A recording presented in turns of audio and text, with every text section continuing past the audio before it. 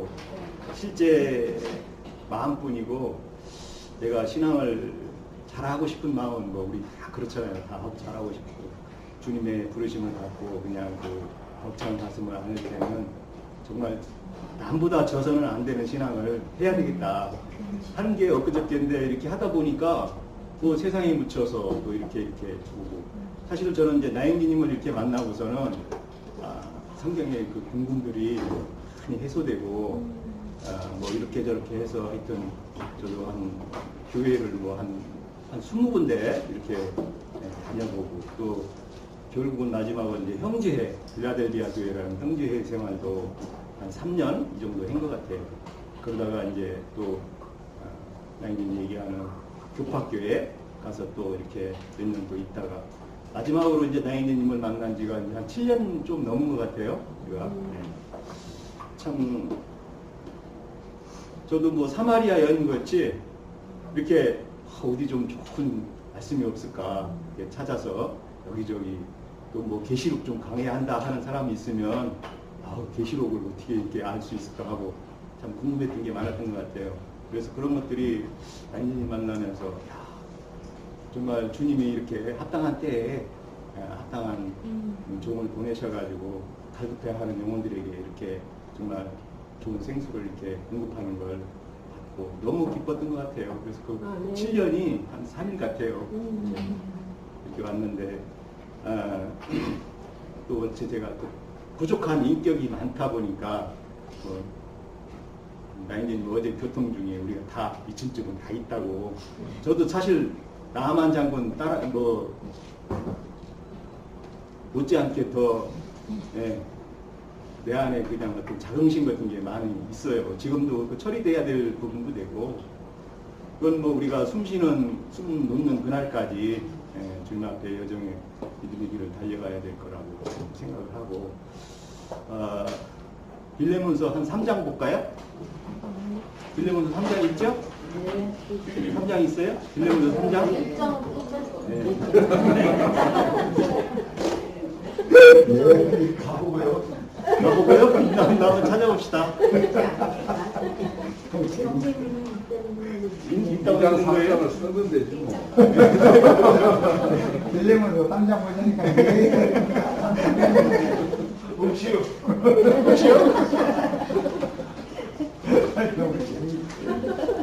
저기 우리 윤영재 만나갖고 참 인기 있는 분을 만나서 나도 이렇게 기쁨이 많은데, 저도 뭐 이렇게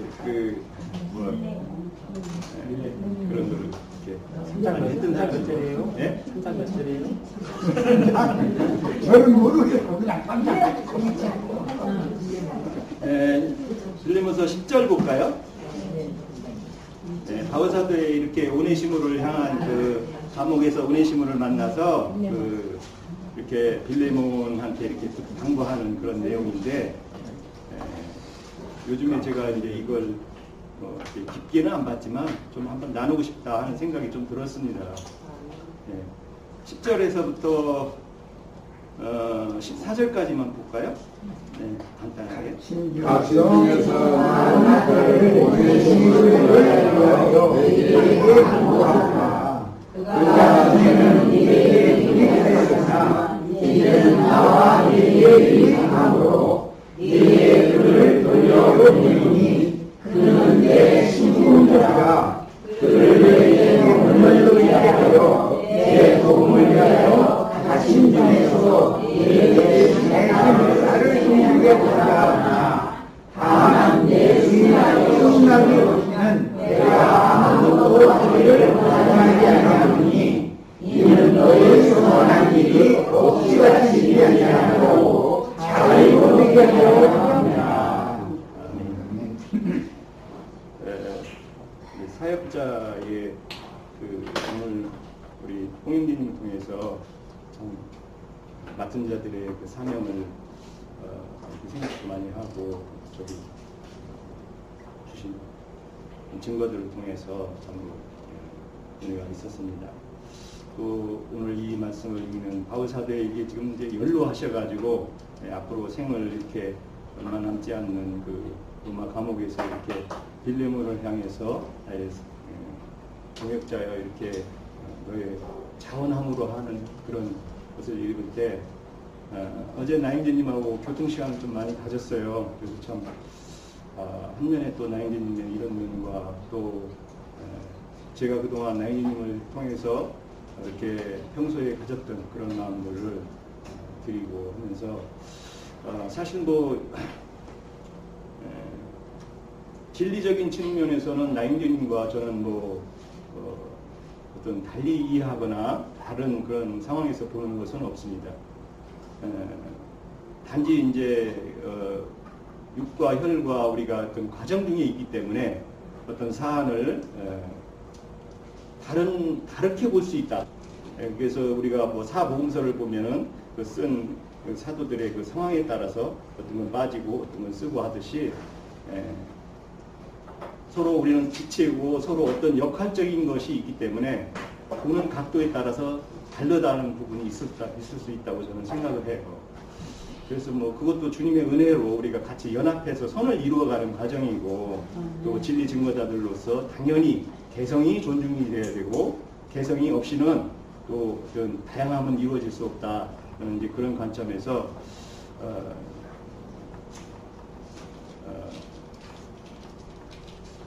우리 지체들은 다양함이 인정이 되고 그 다양함은 각자가 존중함으로 또 이렇게 이루어져야 되고 그래서 우리 교회 생활에 그 나영재님은 이제 엄중함을 얘기해 오시고 그런 말씀을 받는 우리들은 교회에 정말 주님의 몸된 교회를 이루어가는 한 사람의 지체로서 어떤 소홀함이나 경솔함이나 또 나영재님 주로 이제 얘기하시는 그런 자기의 말 내놈이 어떤 정도에 지나쳤을 때 거기에 오는 파급 효과들이 있을 수 있다.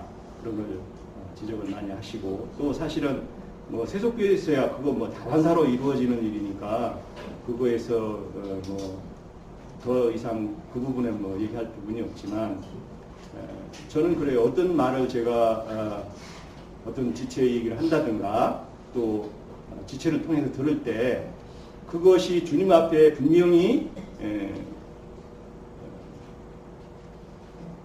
심판의 대상이 되고 또 판결이 있을 것이다. 그런 각오가 없이 자기가 말을 해놨을 때는 그것은 당연히 그 책임을 묻게 된다. 우리가 어느 언어를 구사를 하도 그것은 어디 우주적인 주님을 아는 선에서는 우주적으로 다 선포되는 것이거든요. 그건 숨길 수도 없고 가감했을 수 없는 거예요. 자기가 내놓은 말은 정말 주워 담을 수가 없는 것이거든요. 그런 바탕에서의 우리 대화들은 상당히 신중성이 요구되고 또 그것은 책임을 부여되게 된다 한 그런 언어들은 그래서 그런 부분에서 저는 뭐 나영재님하고 같습니다. 그러나 그것을 어떤 언어를 못하게 하는 방편이 돼서는 또 안 된다. 네, 어떤 언어를 구사하는데 제약적으로 그것을 통제할 수는 없는 것이다. 네. 왜냐하면 언론이라는 것은 항상 개방되어야 되고 자기의 의견을 개진하는 것은 언제든 제한이 없어야 된다. 네. 반대로 그것이 엄중함만 물어서 어떤 언어를 못 내놓게 되고 자기의 생각을 드러나지 못하게 하는 통제 시스템으로 작동될 때는 이게 또 다른 누가 될 수 있다. 지체 간에 상호 연락하고 상합하는데 상당히 제한이 될 수 있다 하는 관점이 있다고 저는 생각을 합니다. 그래서 이 바울 사도의 그 빌레몬에게 이렇게 당부하는 이런 것을 통해서 우리가 교회 안에서도 어떤 허락을 받고 어떤 것을 할 때는 지체를 먼저 생각하고 누가 되지 않고 하고 자원하게 할 수 있는 그런 풍성함과 높은 그런 도덕과 어떤 가치관의 이런 것들이 발휘돼야 된다. 예. 상대를 배려하지 않으면 상당한 그 지체 간의 상호 존중과 이런 것들이 깨지기 때문에 늘 어떤 교회 생활이 어떤 저급하게 되는 형태가 이루어질 수 있다. 예. 뭐 참 얘기가 좀 너무 좀 심각해지나요? 네, 하여튼 뭐 부담은 없게 들으셨으면 좋겠어요. 뭐 많은 생각을 했어요. 제가 한 40일, 50일 정도 그 모임에 못 나갔는데 제가 이제 아까 서두에 제가 한 7년 정도 나영재님 말씀 듣고 이렇게 가는 신앙 여정에 있는데 어쨌든 이제 제가 이런 기회를 통해서 나인님한테 어제 드린 말씀 중에는 나인님이 이제 가정 모임이나 지역 모임 같은 걸 좀 이렇게 언급도 하시고 그러셨어요.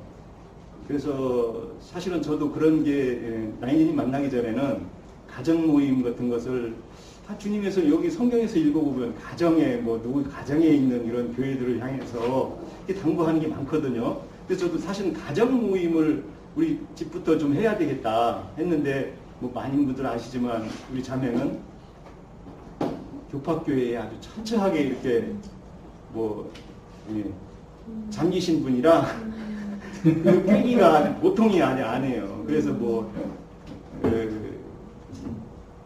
거짓 목자는 양의 탈을 쓰고 온다고 해가지고 제가 이제 그 거짓 사역자를 한번 이렇게 그 보험서를 증거를 했더니 다시는 뭐 가정 모임을 갖지 말지. 뭐 참 힘들었었는데 어쨌든 지금 현재 제가 그런 형편이에요. 가정적으로는. 그래서 그것을 놓고 저도 이제 주님께 마음을 드리고 있는데 뭐 아직은 또 저 60이 안 돼서 그런지 60이 좀 넘기를 기대하고 있고 좀 때를 좀 기다려야 되지 않나. 뭐 아마 전도할 때 그럴 거예요. 어떤 상태에 따라서 때가 안 됐다. 나인계님 때가 아직 안 됐다. 그런 얘기도 하시니까. 그래서 제가 앞으로의 우리 모임은 좀 이렇게 자주는 못 나올 수 있더라도 전에 같이 그래서 이제 가정 모임이나 지역 모임 쪽에도 이렇게 좀 같이 좀 보면서 어떤 거기에 활성화되면 또 나인계님도 초빙도 좀 하고 이렇게 좀 보고 가고 하는 그런 역할 쪽에 좀 이렇게 마음을 좀 줘보려고 그래요. 그러다가 실패해서 오더라도 아이 기령제 실패해서 오지 마 이러지 마세요. 반갑게 받아주세요. 예? 저는 또 얼굴 내밀고 올 수 있는 사람이니까 뻔뻔하거든요. 그런 점에서 그렇게 저는 뭐 좀 이렇게 그런 시각이 있고 어제 또 나인님한테 말씀도 드리고 해서 하여튼 한번 도전도 해보고 다른 각도에서 이렇게 볼 그런 면이 있습니다. 그래서 오늘 이렇게 온 김에 지체들한테 제일고 상황 보고를 드립니다. 네.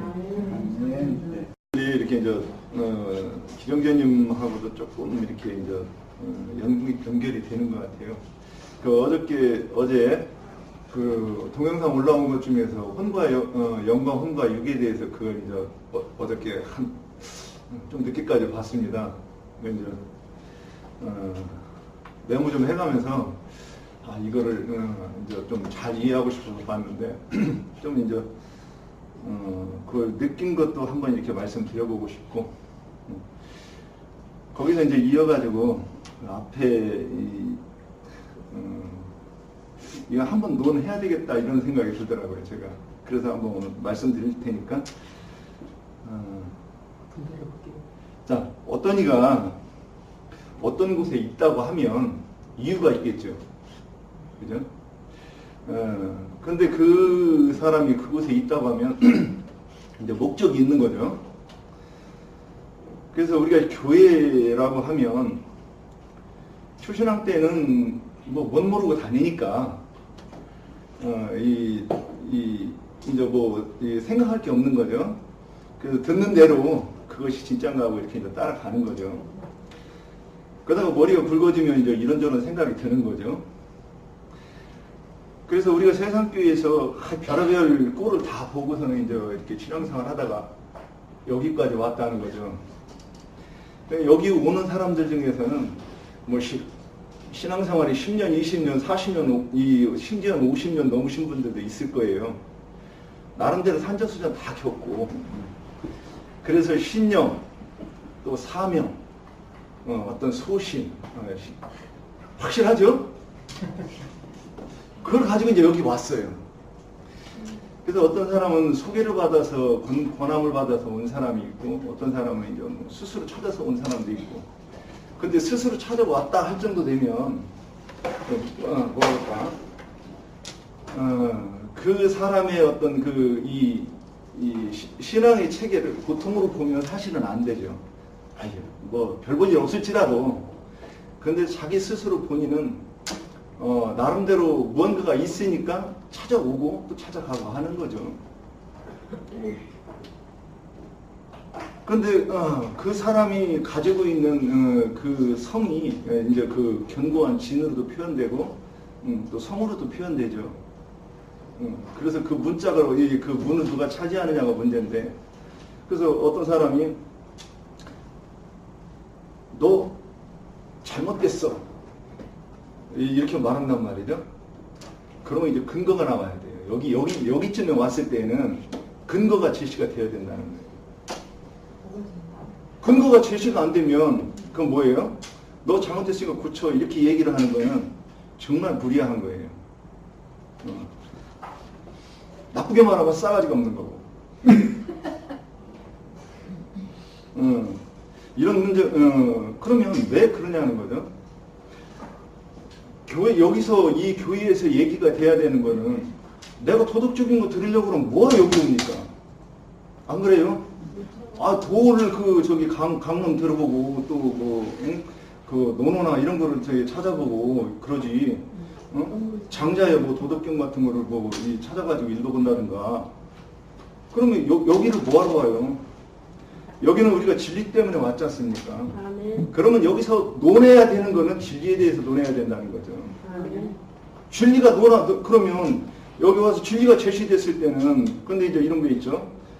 어떤 사람이 왔을 때 뭐 이렇게 한마디 툭 던져봐요. 근데 잘 들으면 그 사람이 눈빛이 바뀌면서 이 사람 나보다 무슨가 이렇게 해가지고 눈빛이 반짝반짝하면 좀 더 권할 수는 있겠죠. 그래서 형님 막 그러고 들러붙어가지고 막 더 듣겠다고 그러면 계속 얘기해 줄 수 있는 거죠. 그런데 안 듣겠다고 얘기하는데 당신 나보다 고수가 아니구만, 그런 게 눈빛이 뻔한데 자꾸 너 고쳐 이런 식으로 얘기를 한다고 하면 문제 심각한 거죠. 그래서 교회는 내가 믿는 예수 그리스도에 대해서 말하는 것이지, 그러면 거기에 대해서 말하면 자기가 먼저 선생한테 들은 만큼 또 아는 만큼 또 잘한 만큼 얘기할 겁니다. 그래서 성경에서 얘기하는 게 너희가 사람들 앞에서 나를 시인한다, 그 얘기가 복음을 전하는 거지 않습니까? 진리를 제시하는 것. 그런데 들은 것이 없어?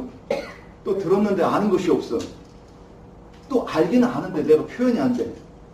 그렇다고 하면 잠잠해야지요. 저는 그렇게 생각합니다. 그래서 박경주 형제하고도 있었던 일 가지고 제가 글을 썼고, 근데 그 다음에 이제 김태순 자매하고도 제가 이런 얘기가 있었는데, 이게 그냥 이렇게 우리끼리 넘어가면 되는 일이 아니고, 이건 한번, 왜 그러냐면 이런 일이 계속해서 있을 것 같기 때문에 제가 이런 말씀을 드립니다. 불편하시면 나중에 이제 틀린 거는 나중에 저한테 또 이제 끝나고 나서 얘기해 주시면 제가 잘 듣겠습니다. 그래서 내가 표현이 안 되고 모른다고 하면, 그러면 이제 또 어떤 것이 나오느냐면, 어떤 자기가 신앙생활 이제까지 했을 때, 기도했을 때 어떤 그 감동이라든가 내가 성경을 읽을 때 오는 감동 가지고 말할 수 있겠죠, 또. 근데 그것은 검증을 받아야죠. 내가 감동이 왔어 그래가지고 막 얘기를 해버리면 그건 진리하고 상관없는 그런 경우가 너무나도 많을 것이고, 그리고 또 상대편은 그거 듣기 싫은데 그거 가지고 얘기를 하면 저건 내가 듣고자 하는 것이 아닌데 왜 자꾸 얘기할까? 성격이 강한 사람은 얘기를 할 것이고 못한 사람은 굉장히 힘들고 시달리는 거죠. 그래서 내가 들었음에도 잘 모르겠고 표현이 안 되면 성령이 임하길 구하고 찾고 두드리고 또 성령을 구해서 그 후에 증거가 돼야 되는 거죠.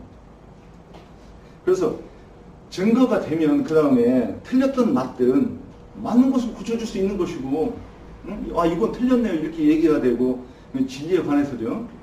또 맞은 건 맞네, 은혜가 되네 이렇게 할 수 있지 않겠는가 싶습니다. 그래서 그러면 제가 어저께 이제 제가 이제 이 받은 감동에 대해서 한번 말씀을 드려볼게요. 제가 이곳에 오기 전에 어느 날 음성이 계시라고 말해야 되나 들렸어요. 그 영과 혼과 육에 대해서 딱 왔어요. 질문이. 이게 뭔지 알아? 꼭 그런 것 같아요.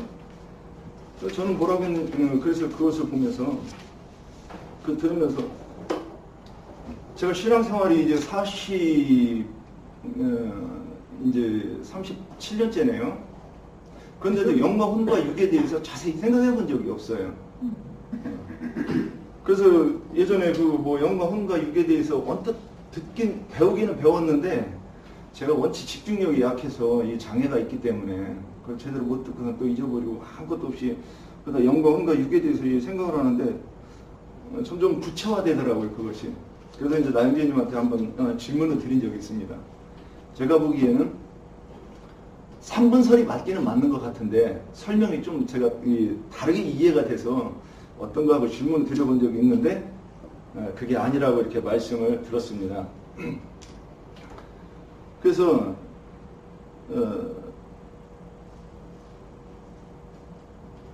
저는 이해한 것이 이제 어제 들은 걸로 다시 하고 있습니다. 그러면 이제 지금부터 제가 이렇게 이제 어제 한 거를 좀 녹취한 거를 좀 이렇게 보면서 얘기할게요. 저는 이 영상을 들으면서 이 설명이 참 어렵다고 느꼈습니다. 그 영과 혼과 육에 대해서. 그 여기 계신 분들은 다 잘 이해가 됐죠? 그래서 근데 그걸 들으면서 의문 나는 것과 제 속에서 일어나는 그 반문이 있었어요. 그래서 좀 부족한 건 알지만 나만 느끼는 의문인가 하고 이렇게 얘기를 해보려고 합니다.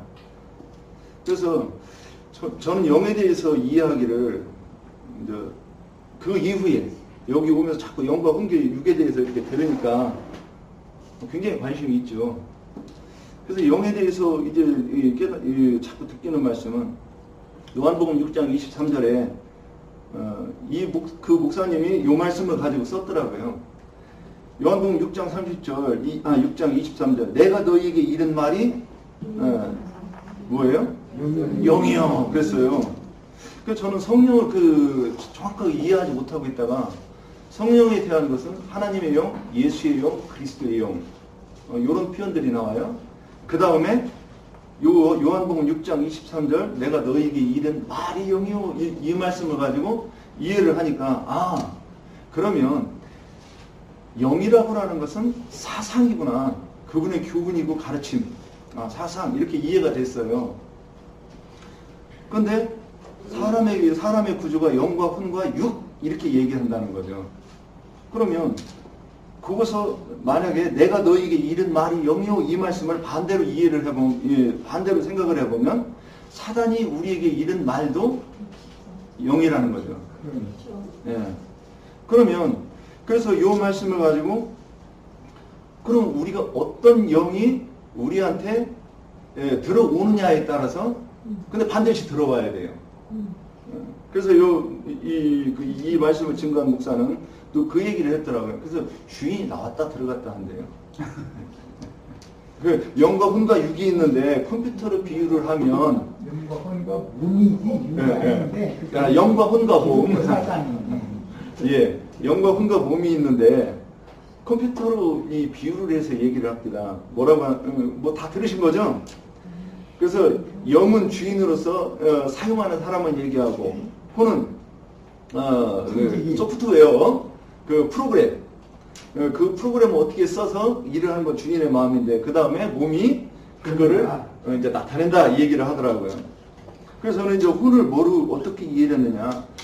계시록 3장 20절을 보면 볼지어다 내가 문 밖에 서서 두드리니 누구든지 내 음성을 듣고 문을 열면 그랬어요. 그래서 혼을 지, 정, 의 이렇게 얘기를 해서 그것이 나의 본질이다 얘기를 해가면서 영에 대해서 얘기하는데 영이 아직 그 설명을 그 다음 강은 제가 못 듣고 왔습니다. 이게 이제 이렇게 3분설로 얘기를 해요. 그래서 그 얘기를 이렇게 듣고 나서 이제 해보는 거예요. 그래서 저는 이제 요새 이해하기를 그러면 주님이 문을 두드릴 때 열고 닫는 건 누구냐는 거죠. 나예다. 그 기능이 혼의 기능이라고 이해를 이제 하고 있는 거예요. 그래서 그 다음에 창세기 몸에 대해서는 창세기 2장 7절 흙으로 사람을 지으시고 그랬어요. 그럼 흙으로 사람을 지으셨다. 그래서 여기에 대해서 이게 그냥 하시는 말씀이 아니구나 하고서는 이제 이렇게 묵상을 해봤는데 저는 그렇게 보였어요. 이게 지금 이제 창세기 강의를 듣고 나서 했으면 제가 좀 더 어떤 다른 말을 했을 것 같은데 그냥 제가 이해한 말씀을 한번 볼게요. 시간이 없어서 못 봤습니다. 그래서 흙이 원어를 찾아가면 티끌이라고 표현이 돼 있더구만요. 기억력 없어서 그 이제 뭐 그건 이제 다 아실 거고 그 티끌 흙 그러면 흙은 인본주의 사상을 나타내고 그 인본주의 그래서 육은 몸은 눈에 보이죠. 그 인간 중에서 눈에 보이는 부분이 있고 안 보이는 부분이 있고 그럼 몸에 보이는 눈에 보이는 부분이 흙인데 그러면 이 흙의 눈으로 사물을 봤을 때 로마서 1장 19절 20절인가 보면 하나님의 신성이 만물에 보여 알게 되나니 그랬어요.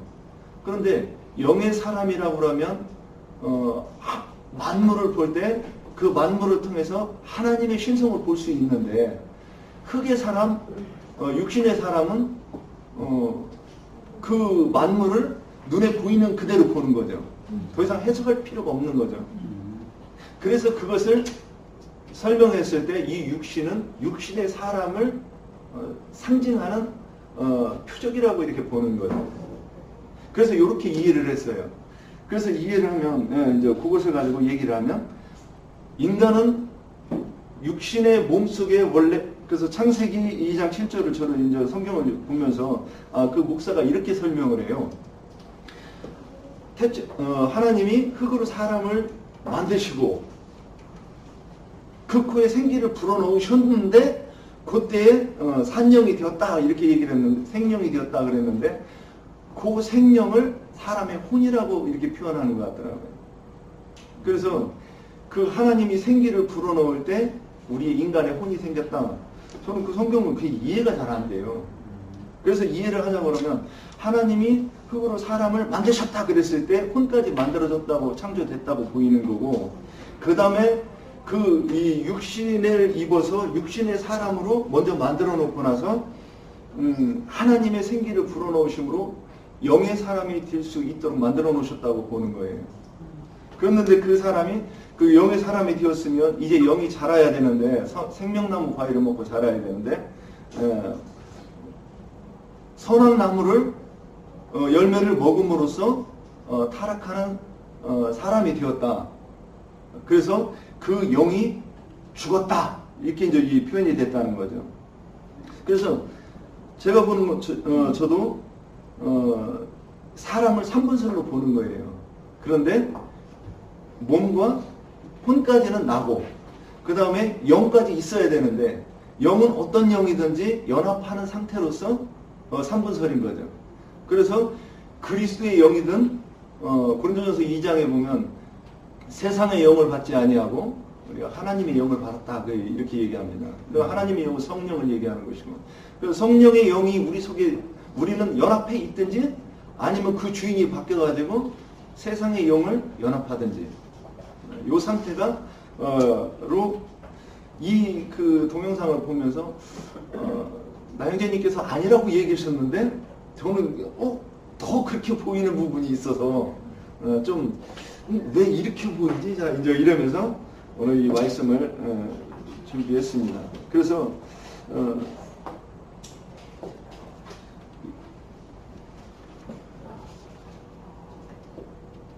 여기까지만 해도 제가 이렇게 오늘 하고 싶었던 얘기는 다 된 것 같아요.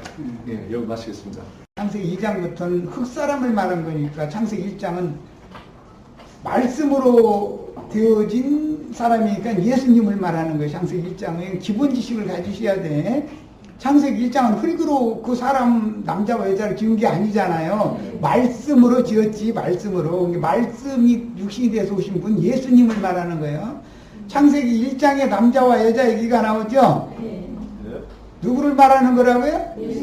예수님과 교회를 말하는 거예요. 거기에서는 흙사람을 말할 때는 창세기 2장부터 가야 돼요.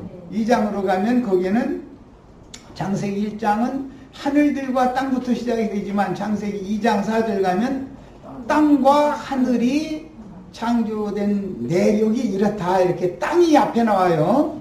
이런 그 차이를 잘 아셔야 돼. 기본적으로 성경을 보는 이제 관점을 내가 말씀을 드리는 거예요. 자, 그리고 나서 이제 7절로 갑니다. 여호와 하나님이 앞에는 창세기 1장에는 여호와라는 이름이 없고 그냥 하나님이지어다. 태초에 하나님이 천지를 창조하시고 하나님이 가라사대 빛이 있으라 뭐 하나님이 가라사대 다 이렇게 돼 있죠. 2장은 여호와 하나님이에요. 여호와 하나님은 흙사람과 관계를 맺을 때는 여호와라는 이름이 붙여지는 거예요. 이 여호와는 구원하는 예수다라는 그런 이제 의미인데 그런 걸 일단 뭐 저기 학문적인 걸 여기면 시간이 많이 가니까 오늘은 사람의 구조, 영혼, 몸이 사람의 구조인데 어떻게 예수 그리스도의 구속을 받으면 영혼과 몸으로 이게 바꿔지느냐. 그런데 그 몸도 티끌 몸이 아니고 흙집 몸이 아니고 신령한 영적 몸을 말하는 거예요. 이제 구속을 받은 사람의 그 영과 혼은 하나가 되어지는 거고 그 몸은 영적인 몸을 입고 나타나는 거예요. 그 차이를 잘 이해를 하셔야 돼. 그런데 시작은 흙사람부터 흙집부터 시작한단 말이에요. 지금. 자, 이제 2장 7절 같이 봅니다. 여호와 하나님이 땅의 흙으로 땅과 흙이라는 말을 구분을 했는데 여기 흙으로라는 것은 아담이라고 하는 용어 같은 뜻이에요. 아담은 흙이에요. 아담이라는 말이 나오면 창세기 2장에 나오는 아담이라는 말이 나오면 누구를 말한다? 아담. 흙이라는 뜻이단 말이에요. 흙. 창세기 1장에도 사람을 만들고 볼 때 그게 아담이에요. 창세기 1장도 사람이라고 번역을 했는데 그 단어 자체는 아담이단 말이에요. 창세기 1장의 아담과 창세기 2장의 아담은 다른 거예요. 창세기 1장의 아담은 둘째 사람, 둘째 아담을 말하는 거고 창세기 2장은 첫사람 아담이라고 표현하는 아담이에요. 같은 아담인데 사람이라고 번역을 했어요. 우리 번역에는 이해를 쉽게 하느라고 그렇게 말해 놓은 거예요. 단어는 아담이라는 말이에요. 자, 그 다음에 7절 했지. 흙으로, 땅의 흙으로. 이 땅이라는 것은 물로 덮여 있다가 천하의 물이 한 곳으로 물러가고 물속에서 드러난 묻을 땅이라 칭하시고 할 때 거기서 나온 땅이에요. 창세기 1장. 천하의 물로 덮여 있었죠. 물은 한 곳으로 모여서 바다가 되고 드러난 묻을 땅이라 칭하시니라. 거기서 나온 땅이에요. 그러니까 땅과 흙이라는 말은 같은 개념이 아니에요. 이제 이것을 이해를 먼저 시켜야 되기 때문에 그래요. 육의 몸은 땅이라고 할 수 있지만 우리 속사람의 마음은 흙이라고 비유를 하는 거예요. 다시 말씀드립니다. 땅과 흙은 같은 것 같지만 땅과 흙은 다르다. 여기서 흙이라는 말은 아까 우리 형제님 윤현재님이 말한 것처럼 티끌이라고 그 티끌이라는 단어예요. 흙이라는 단어는 야 육의 몸과 순수한 몸은 다른 거예요. 또 범죄하기 전에 아담과 하와가 금령의 나무 실과를 따먹기 전에는 육신의 몸을 가진 사람이 아니죠. 그냥 순수한 몸이에요. 그런데 이런 용법이 갈라디아서 2장 19절로 20절에 설명이 잘 돼 있어요. 갈라디아서 2장 19절로 20절은 다 외우는 구절이죠. 한번 외워봅니다. 내가 율법을 대하여 죽었나니 그런즉 이제 사는 나는 내가 사는 것이 아니요 내 안에 그리스도께서 사시는 것이다. 그래요. 그러면 죽은 나도 있고 이제 사는 나도 있죠. 나라는 존재가 둘이 나오죠. 이해하셨죠? 충분히?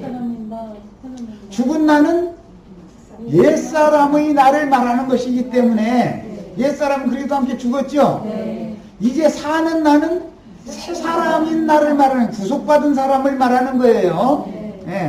그래서 이 땅과 흙을 설명하다가 매칭을 시켜드린 거예요. 의도적으로. 그리고 이제 이 중간에 시편 90편이 나오는데 창세기 2장의 아담 보고는 너는 흙이니 흙으로 돌아갈지니라 이렇게 말씀하셨죠. 창세기 2장에서는 시편에서는 너는 티끌이니 티끌로 돌아갈지니라. 그게 원문을 그대로 직역을 한 거예요.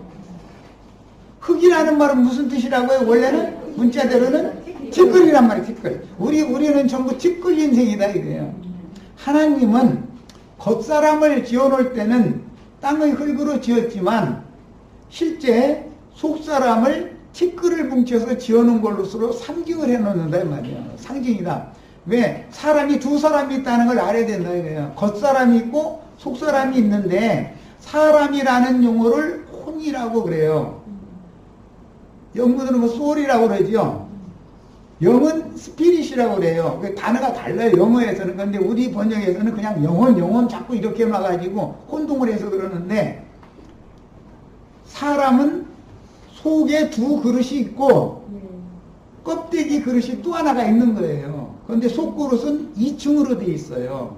그것은 성막의 마당은 껍데기 그릇이고 성소와 지성소는 포장으로 둘러싸여 있죠. 포장은 내 육신의 몸을 상징하는 거잖아요. 육의 몸이 내 이 사람을 포장을 지금 치고 있는 거예요. 육신의 몸이. 그런데 그 겉사람 속에 하나님의 흙으로 지은 사람의 코에 생기를 불어넣었을 때 마음이라고 하는 속그릇을 지어놨는데 마음은 영의 부분과 혼의 부분으로 두 층으로 되어 있다 이 말이에요. 속사람은 마음그릇이라고 그러죠. 마음이라고 그러죠. 겉사람은 질그릇이라고 그러죠. 그릇이 둘이다 이게 사람은 기본적으로. 이해하셨어요? 껍데기는 질그릇이라고 그래요. 토기 그릇으로 상징을 해요. 속그릇은 마음그릇이라고 그러는데 그릇이 속에 또 있는데 마음그릇은 2층으로 되어 있단 말이야. 껍데기와 달리. 그래서 마음 속에는 무엇이 들어있어요? 영과 혼이 들어있단 말이야. 이게 마음은 속사람을 말하는 마음에 있는 사람 이렇게 말하죠. 마음에 숨은 사람 이런 표현 나오죠. 너희 마음에 있는 사람, 마음에 숨은 사람 이런 표현이 나오잖아요. 그러니까 마음이라고 하는 것은 속그릇인데 속그릇은 몇 층으로 되어 있다?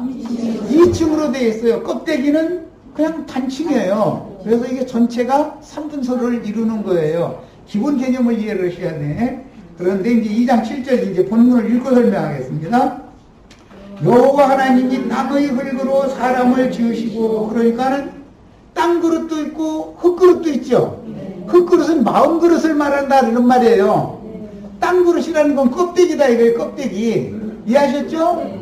자, 그런데 그 코에 생기를 불어넣으시니 이거 하이 네샤마 이 말은 하나님의 성령 영생하는 영을 하이라고 그래. 하야 이런 용어는 이제 그 영생 흐르는 물, 뭐 호흡, 바람, 공기 등등 여러 가지로 번역이 되지만 여기서는 하나님의 신이다 이거예요.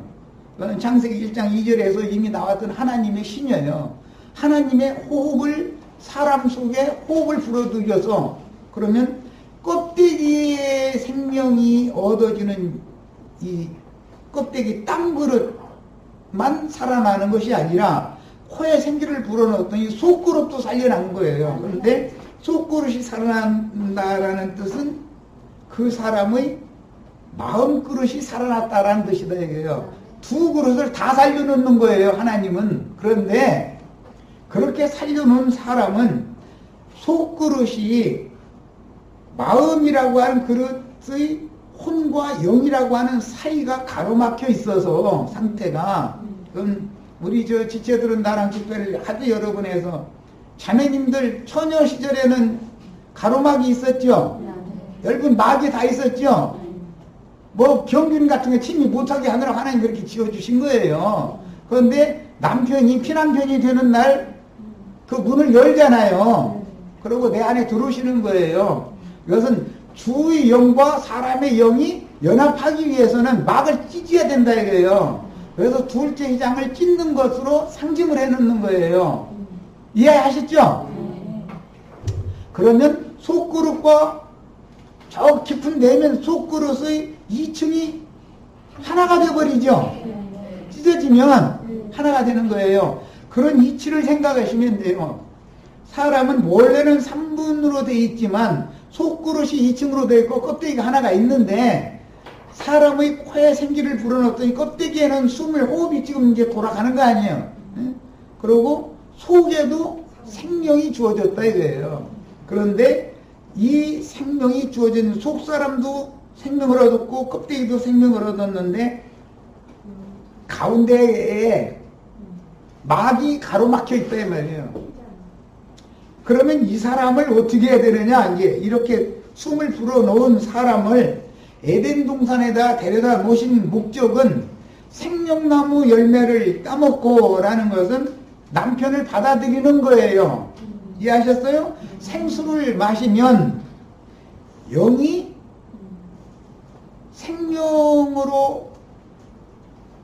생명을 얻을 수가 있는 거예요. 영이 생명으로 오라고 하니까 생명을 얻을 수가 있는 거예요. 생명나무 실과와 생수를 마시면 가로막혔던 마시려면 남편이 들어야 되니까 과실을 내가 먹는다, 내가 마신다는 건 믿는다는 말에 대한 비유인 거예요. 예수 그리스도의 성령을 내가 믿음으로 받아들이면 남편이 껍데기로부터 시작해서 안으로 들어오잖아요. 예. 그러니까 마음그릇의 혼을 통과해서 영에까지 들어와서 실제로 생명이 있어서는 여기에 영인 것이지 혼이 아니다. 이게 혼은 하나의 통로에 지나지 않는 거단 말이야. 이걸 잘 생각하시면 돼요. 그러면은 여기에서 생명이 잉태가 된다 이거예요. 이래야 되는데 이렇게를 첫사람은 못했죠. 첫사람은 생명나무와 생수를 먹고 마신 것이 아니라 먹지 말라 한 나무 실과를 먹고 마심으로 인해서 그릇만 더럽혀 놓았지 하나님의 뜻이 이루어진 사람이 아니다 이거예요. 그러니까 첫 아담 세계에 속한 사람은 하나님의 뜻이 이루어진 사람이 아니죠. 그래서 예수님이 오셔서 구속을 하셔서 그릇을 더럽혀진 그릇을 다시 태를 고친다 이렇게 표현했는데 마귀가 더럽혀놓은 태를 정결하게 하는 거예요. 그게 이제 핏부림을 받는 그 상징의 구속이란 말이야. 해가지고 살려주는 영이 되신 그분이 진짜로 오시는 거예요. 이제 두 번째. 그래서 둘째 아담과만 짝을 맺는 것이 이 사람이 그리스도인이라고 그래요. 예, 설명이 복잡해졌지만 정리는 되시죠 이제. 자, 기본 원리는 이거예요. 이제 이런데 인터넷상에서 예배당 목사 하시는 분이 이제 강론을 한다고 이제 한 것은 워치만이 영에 속한 사람이라는 책을 읽고서 하는 사람이고 나처럼 거기서 직접 가르침 받고 뭐 거기 생활하는 사람이 아니고 그러니까 좀 이게 이해가 좀 불분명한 거죠. 내가 볼 때 많이 부족하더라고. 그래도 이제 이 이치를 잘 생각을 하셔야 돼요. 그 다음에 그 속 사람을 살려놓으면 영이 살아난 사람이다 이거예요. 그 예수님이 오셔서 살리는 것은 영이니 그랬지 살리는 것은 혼이라고 하지를 않아요. 일단 영이 살아나면 이 영에 의해서 혼을 다시 창조하는 거예요. 새로운 피조물이라고 그래요. 이 말은 실제로는 아까 우리 홍영님도 그 얘기했는데 구원을 이미 얻은 사람이 구원을 이루는 것은 혼인 것이지 구원을 얻은 건 영인 것이고 죽었던 영이 살아나잖아요. 예수의 영과 한 영이 들면 예수님이 영을 살려놓으면 영에 의해서 혼이 구원을 이루는 것이단 말이에요. 이것이 교회 생활 과정에 들어가는 거예요. 이렇게 해서 구원을 이루는 과정에 들어간 사람은 영혼이 하나가 된 거예요. 왜냐하면 막이 위로부터 아래로 찢어졌으니까 남편에 의해서 찢어졌죠. 막이. 이것이 예수 입장에서 못 박혀 죽으실 때 성소의 휘장이 위로부터 아래로 찢어진다. 이건 하나님이 이걸 찢어놨다 이런 말이에요. 그리고 꼭 피난편이라고 그래요. 예. 피 흘림이 없으면 죄사함이 없기 때문에 반드시 피 흘리게 돼 있는 거예요. 찢기려면 피가 흘려야 되는 거죠. 뭐건 당연히. 이건 비유예요. 이게 이런 성경 의도를 아시고 나서 이번에는 아까 처음 시작 말씀에 사람의 거주의 한계를 누가 정해요? 우리를 이 지역에서 이 시대에 이렇게 살게 하신 것은 누가 정해놓은 거예요?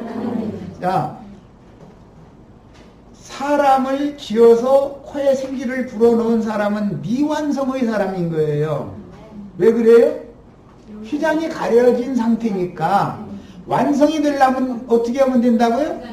생명나무 열매를 따먹고 생수를 마셔야 되는데, 그러면 생명나무 열매와 생수를 먹고 마신다라는 말은 생명이신 예수를 그 사람 속으로 영접을 해야 된다라는 뜻이다 이 말이에요. 그렇게 되면은 남편이 내 안에 들으면 주합파의 한 영이 되면 그 사람은 둘째 휘장이 찢어진 사람이단 말이에요. 그러면 그 사람은 이제 속그릇 두 층으로 되어 있는 게 아니라 하나가 되어버린 거죠. 껍데기는 그냥 있지만 사실은 이 껍데기가 벗을 때까지만 임시 입혀져 있는 것이고, 속사람이 구원을 이루는 동안에 위로부터 오는 처소로 덧입혀져요. 이 속사람에게 구속받은 사람에게 덧입혀진단 말이에요. 이 사람은 영의 몸으로 덧입는 중이죠. 육의 몸을 지금 육의 몸에다가 육의 몸을 또 입으려고는 기독교 사상이잖아요. 무덤에서 육의 몸으로 막 부활하는 이런 거 기다리고 있잖아요. 그런 일은 없다 이거예요.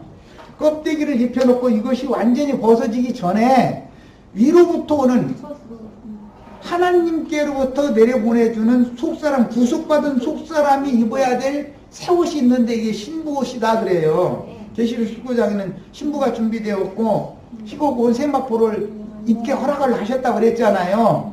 이것은 영의 몸을 입고서 주와 함께 영광 중에 나타날 수가 있어요. 누가 나타나냐면 속사람이 나타나는 거예요. 껍데기는 벗어버리는 거예요.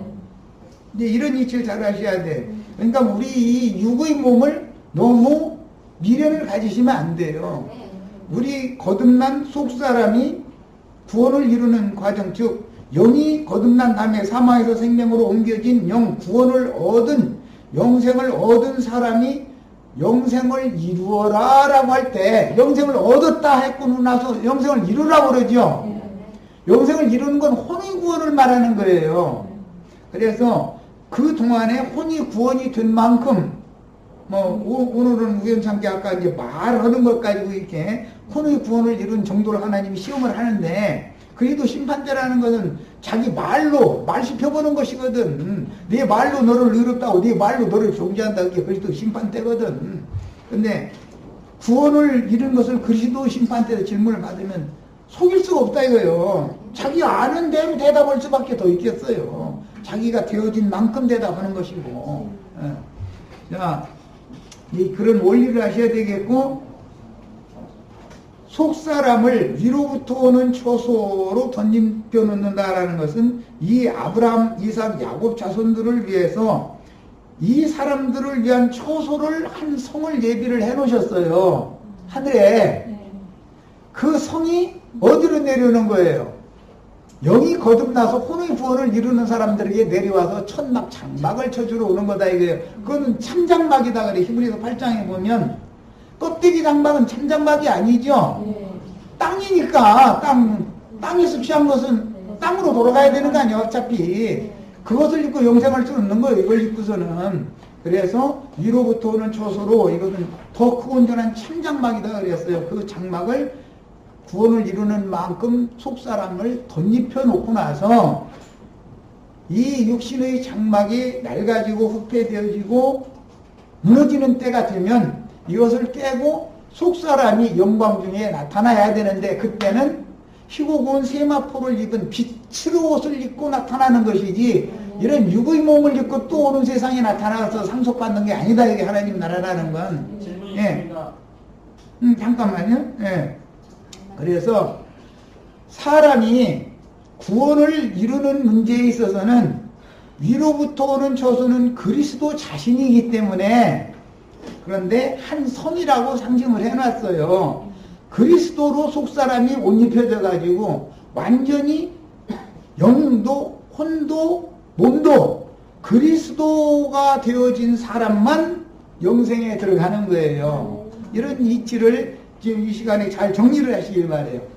장단의 형제 질문 받을게. 죄송합니다. 말씀이 끝나서 죄송한데요. 아니 이제 다 끝났어. 네, 질문이 하나 있고 제 말씀이 하나 있는데요. 질문은 영의 몸이라고 그러셨잖아요. 그 영의 몸이 물리적인 속성이 있는지 없는지, 간단하게 영의 몸은 속사람이고 그리스도로만 돼 있지 아담의 성분이 남아있으면 안 되는 거예요. 아담의 성분이 남아있다면 그 사람은 온전케 된 사람이 아니에요. 이제 계시록에 보면 그림자가, 아니 잠깐, 그림자가 이제 남아있는 얘기가 나오는데 첫 아담의 성분이 다 제거된 사람만 있는 게 아니라 구원을 이룬 정도가 다 다르기 때문에 아담의 성분이 남아있는 사람은 생명나무 실과 이파리를 가지고 영원토록 계속해서 치료를 받아야 돼요. 치료를 받는다는 것은 땅의 왕족들에게, 우리 형제 자매님들은 다 왕 되는 걸 지금 내가 가르치고 있는 중에 백성 되는 걸 가르치는 게 아니라 영원토록 백성들을 가서 다스릴 수 있게 해주는 거예요. 그게 치료하는 거예요. 예수님이 다스린다라는 개념은 고친다라는 개념이 있어요. 양육하고 공급하고 치료해 주는 거예요. 예수님이 세상에 오신 건 치료해 주러 오신 거예요. 네. 그런 일을, 예수님이 하는 일을 우리가 오는 세상에 가서는 동일하게 할 수 있어야 된단 말이에요. 그게 1000년 동안 왕노릇 한다고 돼 있고 세세토록 왕노릇 한다 이렇게 돼 있어요. 그러니까 그림자가 남아있다라는 뜻은 육성이, 죄성이, 세상에 속한 그런 성향이, 그런 정신이 남아있으면 그것이 병이다, 이게 하나님 보시기에는. 그러니까 이걸 치료를 계속 해야 되는 거예요, 영원토록. 그게 어둠이기 때문에, 그림자이기 때문에. 그래서 빛의 말씀을 가지고 가서 생명나무 열매를 먹고 생수를 마실 수 있는 자격이 있는 사람들, 이긴 자들이죠. 그 사람들이 오는 세상에 그리스도로 제사장에 왕으로 선단 말이야. 그 사람들이 생명나무 열매와 생명강수를 가지고 나가서 치료하러 나가는 거예요, 자기 땅. 그런데 능력 있는 사람은 10고를 다스릴 수 있는 권세. 그 다스린다라는 말은 치료한다라는 말이에요. 권세가 있고, 뭐 능력이 부족하면 5고를, 어떤 사람은 뭐 적게. 이렇게 왕도 구원을 이룬 정도에 따라서 다 다른 거예요. 이 장영재님 지금 생각하는 바는 지금 땅에 속한 이런 것들이 오는 세상에도, 영원한 하나님 나라에도 있느냐, 지금 그 질문이거든요.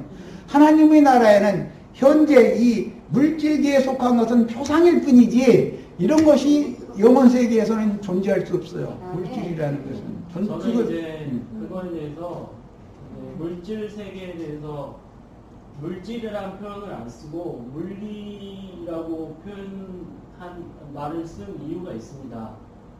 하나님이 천지를 지으셨지 천만 지으시지 않으셨다는 거예요. 이 물리계도 악하게만 볼 수 없다는 거예요. 그게 어떤 세상적인 거랑만 볼 수 없다는 거예요. 그래서 이 질문을 드린 거고요.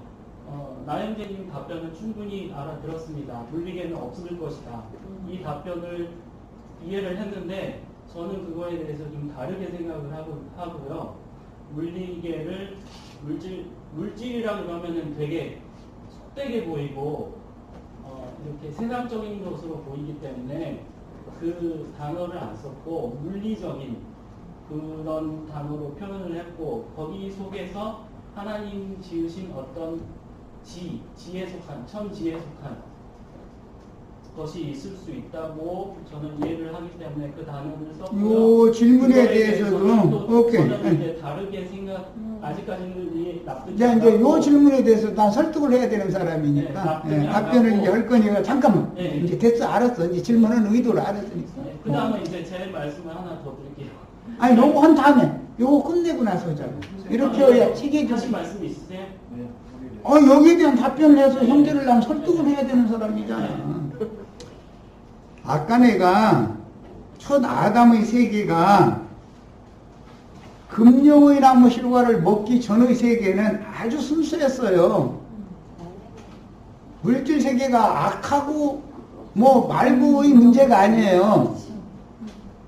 사람이 타락했기 때문에 하나님이 지어준 창조세계의 모든 생물을 사람에게 다스리라고 그랬어요. 사람이 만물의 영장인 거예요. 그런데 마귀는 모든 생물을 자기의 휘하에 두려면 만물의 영장인 사람을 자기 것 삼아버리면 되는 거예요.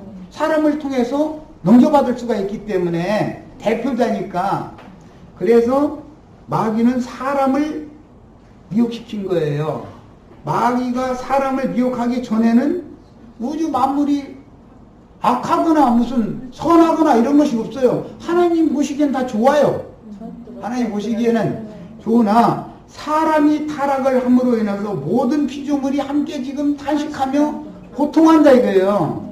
사람을 통해서 마귀가 와서 사람에게 맡겨진 모든 생물을 탈취해버렸거든. 예. 모든 예를 들어서 비둘기나 참새나 이런 것들이 범죄한 게 없어요. 사람 하나가 범죄했는데 하나님이 보실 때는 모든 피조세계를 다 타락한 걸 본다 이 말이에요. 대표성이기 때문에. 그래서 하나님의 아들들이 나타나는 걸 그렇게 고대한다는 거예요. 모든 피조물들이 지금 탄식하면서. 그러면 금령의 나무 실과를 먹기 전에는 악하거나 선하거나 이런 개념이 없어요. 그냥 사람 살기에 다 편리하고 모든 생물이 있을 자리 있으면 그거 되는 거예요. 그런데 있을 자리를 지키지 못하고 자기 지위를 벗어나게 만드는 자에게 미혹당해서 자기 하나님이 정해놓은 위계 질서를 다 엉망을 만들어라고 했다 이게요. 그 세계를 세상이라고 그래요. 세상이라는 개념은 마귀가 사람에게서 값없이 사람은 마귀에게 하나님이 부여하신 권위와 능력과 이런 것들을 그냥 값없이 팔아 넘겨버린 거예요. 마귀 것이 돼버렸어요. 무슨 놈의 참새가 무슨 놈의 죄를 저질렀겠어요. 또 아니면 님들네 것이 무슨 죄를 저질렀겠어요. 그런데 사람에게 다 맡겼기 때문에 모든 생물이라는 건. 그런데 마귀는 그래서 성경은 전부 대표성을 갖는 거예요. 첫사람 보면 육신에 속한 사람들 전체를 말하는 거예요. 첫사람 아담 하면. 둘째 아담 하면은 거듭난 사람들 전체를 말하는 거예요. 항상 이렇게 대표성을 가져요. 이런 개념을 이제 정리를 하셔야 돼. 타락하기 전에는 세상이 선하거나 악하거나 이런 문제가 아니었다. 그런데 다만 미완성이다 이래요. 미완성이에요. 사람이 생명나무 실과를 먹고 생수를 마셨으면 완전한 사람이 되는 거죠. 그런데 그렇게 하면은 하나님은 시차를 두고 한 세대는 오고 한 세대는 가고 하면서 그때마다 이 구속하신 예수 그리스도에 대해서 사명을 맡은 자들이 보냄을 받아서 그 시대에 필요한 충만한 수, 구원 얻을 자의 수를 자꾸 채워가야 되는 거예요. 그런데 창세기에서 만약에 다 생명나무 열매를 다 따먹어버렸다. 그럼 구원받을 사람 아담하고 하와가 둘밖에 없는 거예요. 그건 하나님의 뜻이 아니에요. 이제 이런 것을 또 이제 깊이 생각을 해야 돼요. 그러니까 요 문제는 이제 우리 지금 장영재를 설득시키느라고 얘기를 넣은 거예요. 네, 그 다음에 이제 또 질문 또. 그래서 잠깐만요. 그래서 아까 로마서 8장만 말하고 말았는데 계시록 4장 이후에는 그룹 천사들이 하나님의 보좌의 영광을 수직하고 찬양하고 그랬었어요. 옛창조에서는 에덴 동산에 옛 창조의 에덴 동산에서는 그룹들이 하나님을 찬양하고 영광을 수직하고 하는 그런 직무를 받았어요. 그러나 구속하신 이후에는 그룹들의 사명을 내 생물들이 하는 거예요. 땅의 모든 생물들이 예수의 피로 구속받았다. 사람을 구속하면 민들레 것도 구속받는 거예요. 참새도 구속받는 거예요.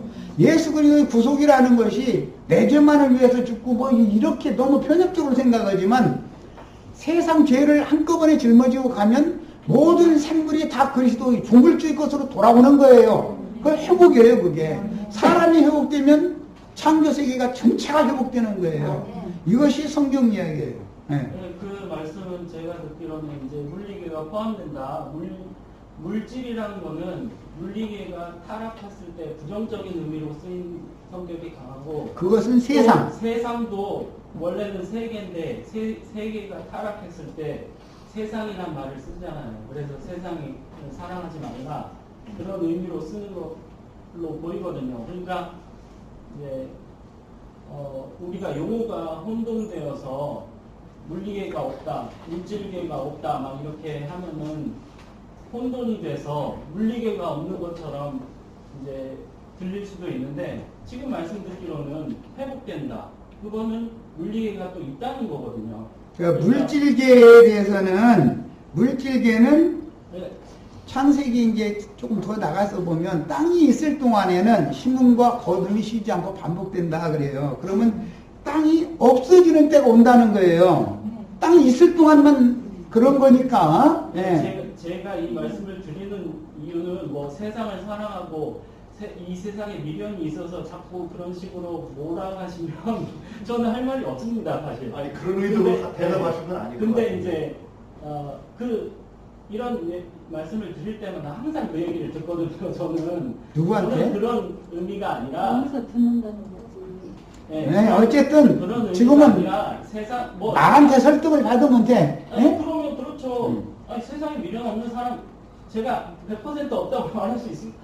뭐 0.001% 없다고 말할 수 있습니까? 여기 이제 예수님이 잠깐 됐으니까 네. 질문 유지는 나 금방 하니까 그런 빨리빨리 뜻이 아니라 해야지. 지금 듣기로는 또 물리계가 있다는 걸로 말씀을 들으니까 좀 자, 이제 정확해진 거는 있어요. 이 말씀에 조금 이제 설명이 필요해요.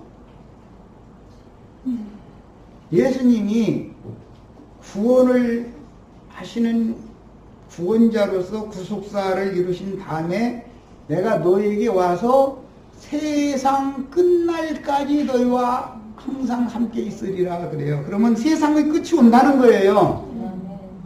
그 전에는 세상이라고 하지 않았어요. 세상이라는 말은 사탄이 인간 셋자고 인간들이 위에 있다 이 말이야. 인간들이 하나님보다 더 위에 있다고 세상이라고 그래요. 우상자에다가 인간 셋자 쓰는 거예요. 그걸 코스모스라고 그래요. 이건 사탄이 사람들을 체계화시켰다, 조직화시켰다 이 말이에요.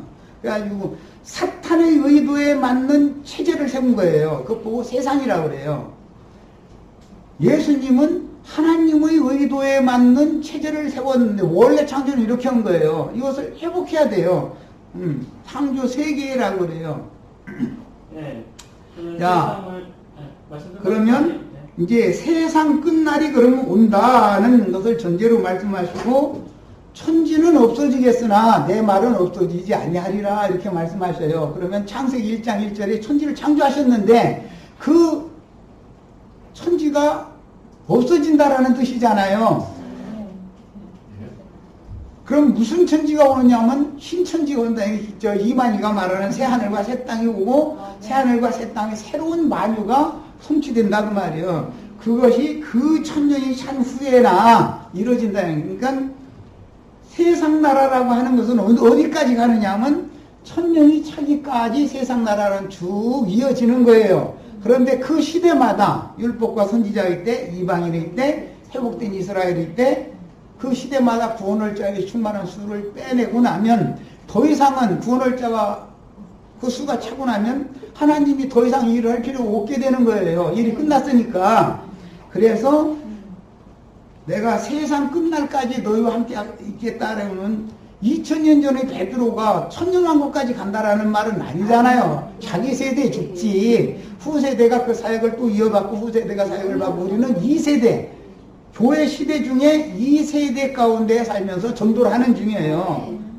성경에는 시대라는 말이 있고 세대라는 말이 있어요. 시대는 길지만 많은 세대가 한 세대는 오고 한 세대는 가나이다 이렇게 많은 세대가 오고 가는 거예요. 70만 80 이렇게 돌아가기 때문에 이런 이제 개념을 차근차근 정리를 하시길 바래요. 자, 그러면 물질계가 없어지느냐? 예, 없어져요. 없어지는데 언제까지? 세상 끝날까지만 물질계가 상존하는 거예요. 그 다음엔 물질계가 필요가 없어요. 새하늘과 새 땅에는 전부 영계이기 때문에, 영의 세계이기 때문에 아들이 그 나라를 아버지께 바칠 때가 온다 이렇게 돼 있어요. 아들의 나라라는 말이 나오고 아버지의 나라라는 말이 나와요. 아버지의 나라 안에 아들의 나라는 포함이 되지만 아들의 나라 안에 아버지의 나라가 포함될 수는 없는 거예요. 개념을 성경의 어떤 문맥을 정확하게 아는 게 필요해요. 그래서 아들에게 아버지께서 그 나라를 맡기셨는데 아버지께서 나에게 그 나라를 맡기신 것과 같이 나도 너에게 내 나라를 맡긴다 이러잖아요. 야, 그런데 그 아들의 나라가 천년이 차기까지 계속 이어져야 되는 이유가 있어요. 그것은 시대에 따라서 하나님께서 얻고자 하는 영혼들의 충만한 수를 채워야 되기 때문인 거예요. 그런데 어느 시대에는 누구를 보내서 어떤 말씀을 가르치게 하는 것이 하나님의 절대 주권이에요. 또 어떤 양을 누구에게 맡기는 것이 하나님 절대 주권인 거예요. 이런 얘기는 잘못하면 오해해서 들 염려도 있고 위험소지가 많기 때문에 함부로 말하기는 어렵지만 같은 시대라도 율법 제사장들이 사역을 여전히 하고 있는데 하나님이 말씀을 맡겨서 선지자들을 보내요. 선지자들의 신앙을 따라가는 사람은 그 시대에 몇 명밖에 되지 않는 거예요. 나머지는 전부 율법 제도에 따른 조직체계, 그 세상이라고 그래요. 사탄의 체제단 말이야, 그게. 그 조직체계 생활을 다 하게 돼 있어요. 그러나 거기에서 빼내는 거예요. 이것이 계시록에 아시아에 있는 7 교회, 이것은 땅의 짐승들의 교회다 이거예요. 음녀교회는 머리가 짐승들이죠. 7 머리. 짐승의 몸이라고 그런 거예요. 그래서 거기에서 이기는 자들만 빼내가지고 하늘에 준비하신 한 성으로 데려가시는 거예요. 아까 그 한 성 얘기했어요, 이미. 야, 거기에 들어갈 자의 수가 차면 예창조 세계를 더 이상 유지할 필요가 없는 거다 이거예요. 하나님의 모든 뜻이 이루어졌기 때문에. 그래서 세상 나라는 심판을 받고 세상 나라가 주와 그 그리스도의 나라가 되면 아들이 그 나라를 아버지께 바칠 때가 온다는 거예요. 그런데 그동안에는 모든 만물이 그 아들에게 아직 복종하지 않고 있죠. 지금도 여전히 마귀가 역사하고 있죠. 예수님 구속을 이루어놨는데도. 야, 이것은 형제 자매님들의 발 아래에 세상이 밟혀야 된다 이거예요. 발등상이 돼야 된다 이거예요. 머리는 뱀을 밟아서 이겼지만 꼬리끼리 싸우는 거예요. 꼬리가 완전히 이기지 못했기 때문에 아직도 완전히 발등상이 되지 않았다 이거예요. 예창조 세계가. 마귀에게 돌아간 그 세계를 하나님 완전히 밟아버리고 새하늘과 새 땅의 새 세계를 창조를 해서 그 세계를 유업으로 줘야 된다 이게 하나님 뜻이란 말이에요. 네. 그 다음에 또 마지막으로 이제 질문만 그냥 간단하게 예 아니요만 대답해 주세요. 죄송합니다. 아니요. 이런 것이 자명제만의 문제가 아니에요. 지금 여기 다 듣는 분들한테도. 제가 질문하면 시간이 너무 길어져서 죄송하고요. 아까 물질 세상이 없어질 거라고 말씀하셨는데 영세 때 그 말씀은 물리계가 없어진다는 말씀이시죠? 물리계가 없어지는 것이고 영계가 오는 거야 이제. 네네 알겠습니다. 네.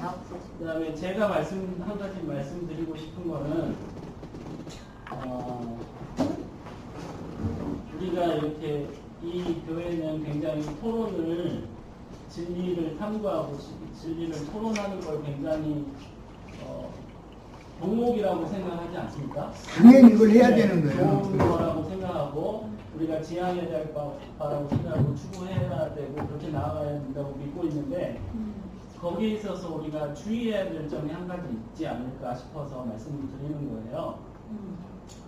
우리가 진리를 토론하고 진리를 추구하고 그게 굉장히 좋은 모습이지만 그게 다가 아니라는 거.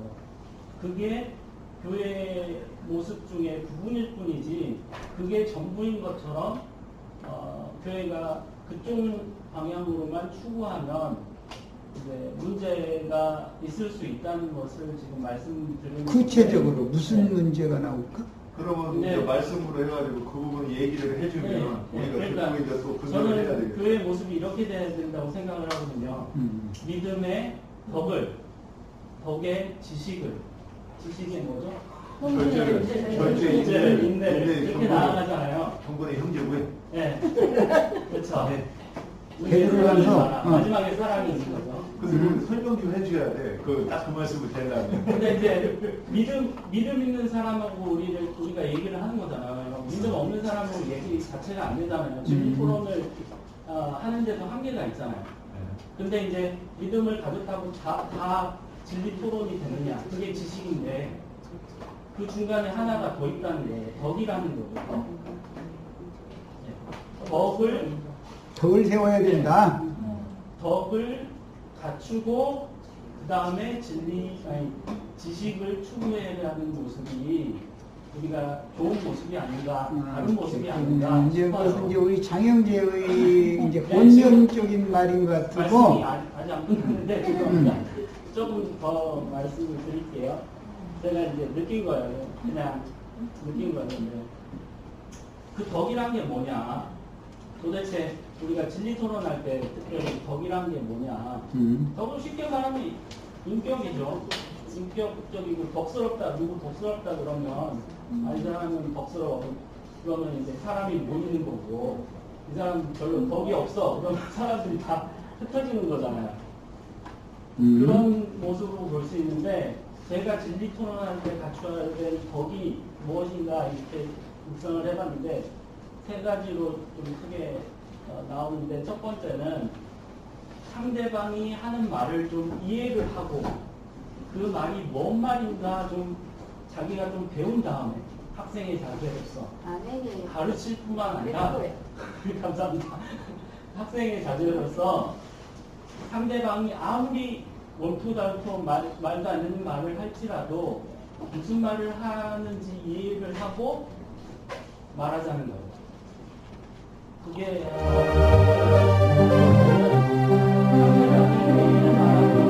상대방이 말하면서 이 논의 자체를 혼동스럽게 하면 안 될 것 같아요. 관점을 다른 데 네. 돌리게 만드는 거. 네. 그러니까 A라는 주제를 말하고 있으면 A를 말해야지 B를 말해서 지식을 자랑하면 안 된다는 거죠. 너는 이거 모르지 않냐? 너는 이것도 모르면서 소위 이제 너는 이제 까발려서 말을 하면 지식 자랑을 하는 거죠. 그러면 안 되고 A라는 주제를 말하면 A에 대해서 충실하게 토론을 하는 게 낫지 않느냐. 마지막으로 세 번째는 우리가 어찌됐건 성경에 맞춰 나가는 거잖아요. 자기 주장을 끝까지 하는 건 아니잖아요. 그렇기 때문에 우리가 항상 나도 틀릴 수 있고 나도 입장을 바꿀 수 있다는 자세로 토론을 해야 된다. 자기는 끝까지 자기 주장만 하면서 어떻게 상대방이 설득되길 바라겠어요. 나부터 내 입장을 바꿀 수 있고 내 입장을 그 상대방 말이 아닌 성경의 기준에 맞춰갈 수 있다. 또 그렇게 말하는 입장 변화는 아주 좋은 거죠. 성경에 계속 맞춰가는 거니까. 그런 나부터도 입장을 바꿀 수 있고 성경에 맞춰갈 수 있다는 전제를 가지고 이런 세 가지 그 덕목을 갖춘 다음에 토론을 하면은 더 좋은 토론이 되지 않을까. 뭐 이것은 본면의 말이니까 뭐 하나 틀리면 안 돼. 장현재가 저만 쳐다보는 거 보니까 저한테 얘기하는 아니, 그거는 맞아요. 그렇지는 않은 것 같고 아마 그런 걸 느꼈다는 뜻일 것 진리 같고. 토론도 좋지만 그 전에 크리스찬으로서 뭐 우리가 고상한 인격을 갖추자는 것도 아니지만 이 정도는 우리가 갖추고 진리 토론을 나설 수 있지 않나. 동의합니다. 예, 이 문제는 본면의 말인 것 같으니까 이건 뭐 누가 또 반대할 사람 하나도 없습니다. 자, 이제 여기에 대한 답변을 위해서 창세기 2장 1절을 읽겠습니다. 성경을 읽겠습니다. 나는 설득을 해야 되는 사람이니까 성경에 근거하지 않으면 설득이 안 되는 거예요. 말다툼 하려고 하는 게 아니니까. 반드시 왜 이런 생각을 하고 왜 이런 말이 나왔을까를 생각을 해봐야 되는 거거든. 몇 절이요? 어디? 창세기 2장 1절 천지와 만물이 다 이루어지니라. 다 이루니라 라는 말이 첫 번째 나오는 말이에요. 천주와 만물이 다 이뤘어요. 요한복음 19장 30절 읽습니다. 이거 우리가 너무나 잘 아는 구절이에요. 이게 창세기 2장 1절을 지금 읽었어요. 천주와 만물이 다 이루니라를 읽었어요. 19장 요한복음 19장 30절 예수님이 십자가에서 하신 말씀이죠. 자, 읽습니다. 예수께서 신포도주를 받으신 후에 이르시되 다 이루었다 하시고 머리를 숙이니 영혼이 아니라 영이 원문대로 하는 거예요. 영이 떠나가십니다. 계시록 21장 6절 마무리 구절 읽습니다. 지금 우리 장단열 형제는 이런저런 얘기를 했지만 엉뚱한 구절을 왜 저러고 찾지 또 이러시지 말고 좀 들어보셔야 돼. 장단열 형제가 말한 것처럼 나는 말하고자 하는 의도를 이해를 했기 때문에 이것을 지금 제시하는 거예요. 계시록 21장 6절 또 내게 말씀하시되 이루었도다. 나는 알파와 오메가요 처음과 마지막이라. 내가 생명수 샘물을 목마른 자에게 값없이 주리니 이기는 자는 이것들을 생명수로 받으리라 그랬어요. 창세기 1장의 천지 만물을 회복하시는 말씀이 쭉 나왔고 다 이루었다고 돼 있어요. 2장 시작에서는. 자, 그런데 창세기 1장은 여러 번 말씀드렸지만 메시아의 왕국에 대한 표본이다 이래요. 이 땅에 세워질 메시아의 왕국에 대한 표본이에요. 거기에서는 짐승들이 창조가 됐지만 사람을 해치고 말고 이런 것도 없죠. 이사야 11장 다 아시죠? 짐승들이 어린아이와 뭐 독사울에 손 놓고 뭐 같이 수박 사자가 같이 먹고 막 이제 그런 데잖아요. 그럼 짐승 사랑하는 사람들은 되게 좋아하는 구절이잖아요. 이사야 11장. 그런데 왜 거기 강아지는 안 나오냐 이런 질문도 들었는데 거기 강아지는 안 나와요. 좋아하시는 제일 좋아해요. 네. 서로가 해치는 것이나 해안받는 것이 없는 세계, 그거는 메시아의 세계예요. 그 세계는 말씀으로 지었어야지 어떤 창조된 땅의 흙으로 뭘 빚어서 하는 그것과는 다르죠. 아담의 배표를 지어주기 위해서 짐승들 짓는 얘기와 창세기 1장에 나오는 얘기는 다른 얘기죠. 이해하셔요? 창세기 1장은 메시아의 왕국의 실현을 말하는 거예요. 우리가 믿기 전에 다 짐승들이었죠. 우리 이순희 자매님은 신랑한테 여우 꼬리 해가면서 이렇게 아마 처녀 때 잘 나갈 때 이제 그랬을 것 같고 여우라 소리 들어봤죠. 여우 떨지 마 이래가면서 그런데 이제 막 반지 채워주죠 여우한테. 못 알아듣겠어요. 그럼 뭐 기도해보셔. 이건 더 이상 못 알아듣겠어요. 네, 기도해보셔 그럼. 자, 진사하고 뭐 해가지고 무슨 띠예요, 띠가?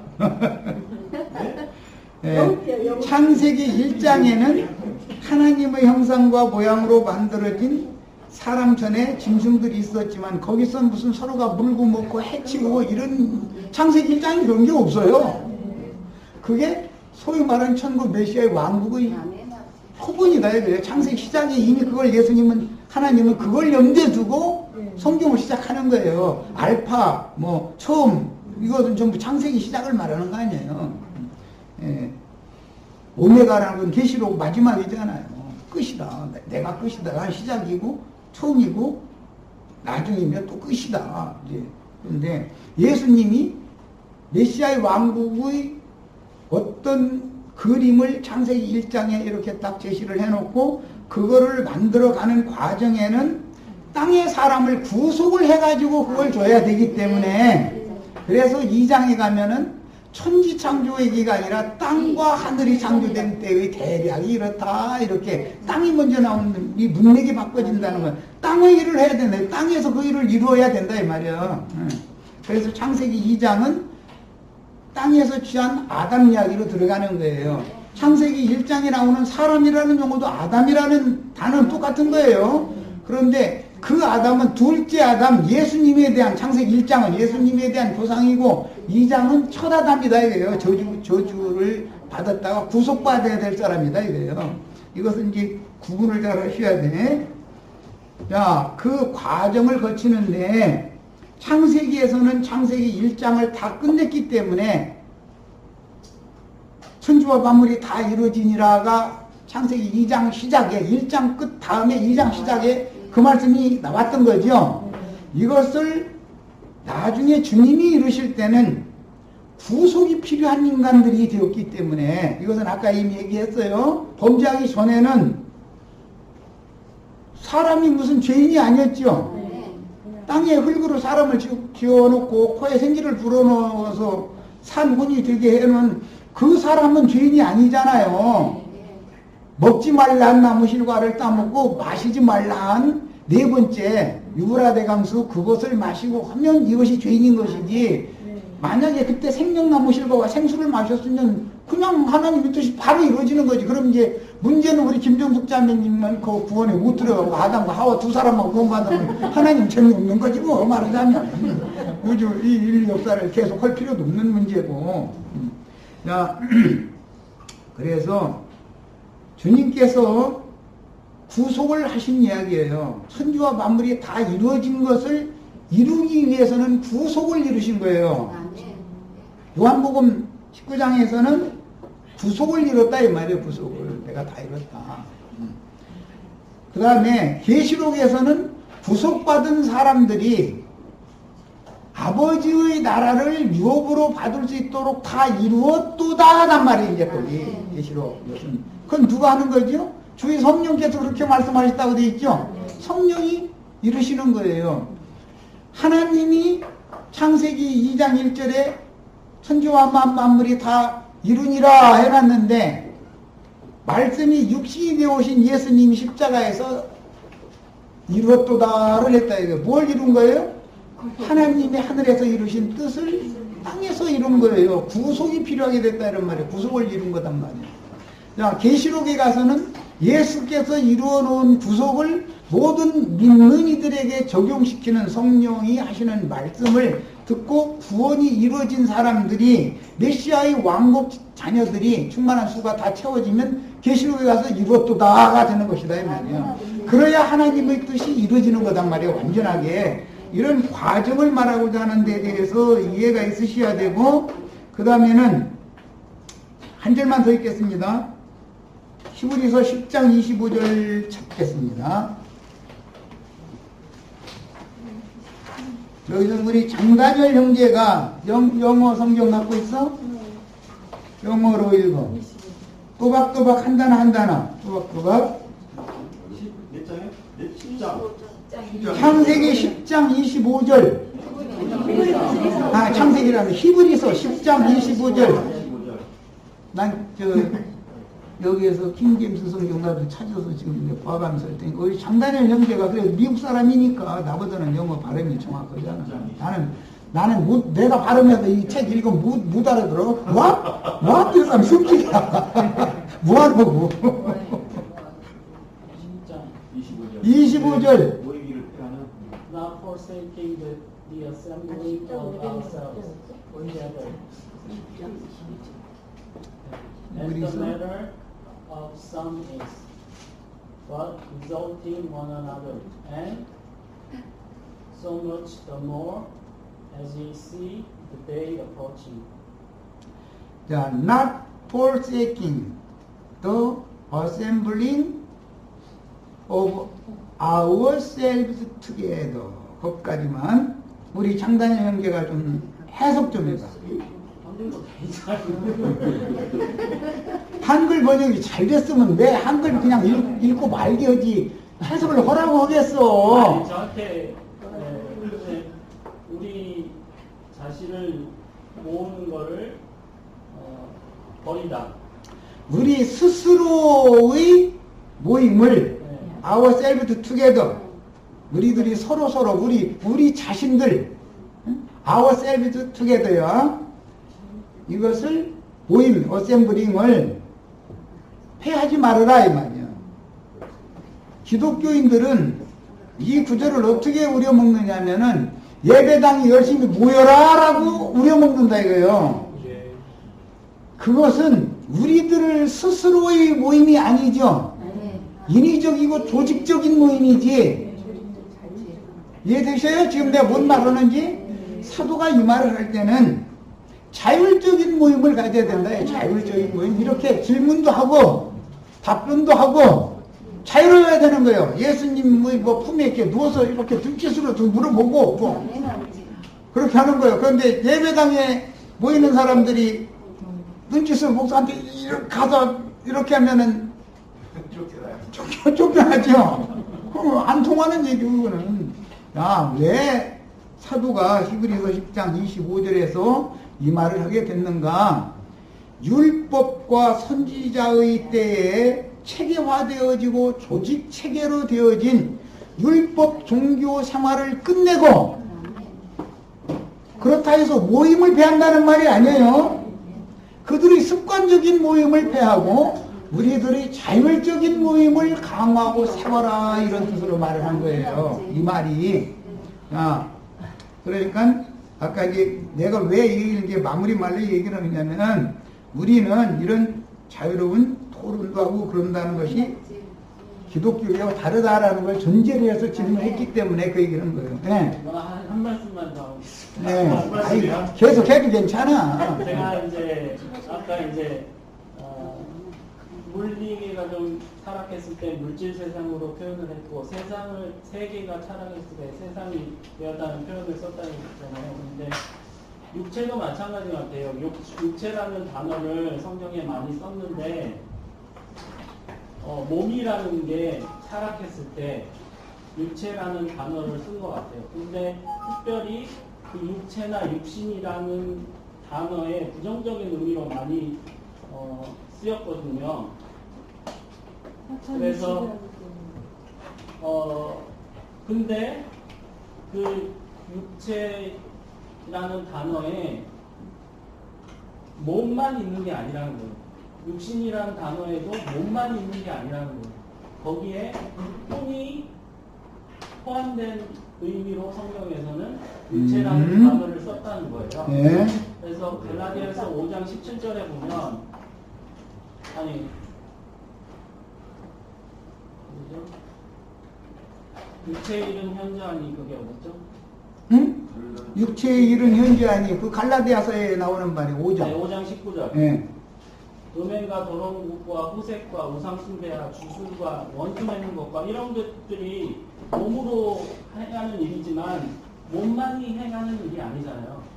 그러니까 혼이 주체가 돼서 우상숭배, 주술, 원수 맺는 것, 혼의 작용이 들어가 있다는 거예요.